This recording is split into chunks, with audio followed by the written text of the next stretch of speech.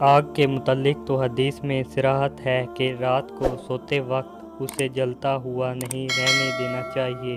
رسول اللہ صلی اللہ علیہ وآلہ وسلم نے فرمایا، سوتے وقت اپنے گھروں میں آگ نہ رہنے دیا کرو۔ اس حدیث کا تقاضا ہے کہ رات کو سوتے وقت گھر میں آگ، کوئلوں کی انگیٹھی، گیس یا بجلی کے چولہے اور ہیٹر وغیرہ بند کر دیے جائیں بصورت دیگر نقصان کا اندیشہ ہے۔ ہم اخبارات میں پڑھتے رہتے ہیں کہ رات کے وقت کسی گھر میں آگ لگ گئی وغیرہ۔ اس حدیث کے مطابق احتیاط کا تقاضا یہی ہے کہ بجلی کے بلب بھی بجھا دیے جائیں، کیونکہ بجلی آگ کی ایک قسم ہے۔ اس کے علاوہ اندھیرے میں سونا طبی لحاظ سے بہت زیادہ مفید ہے۔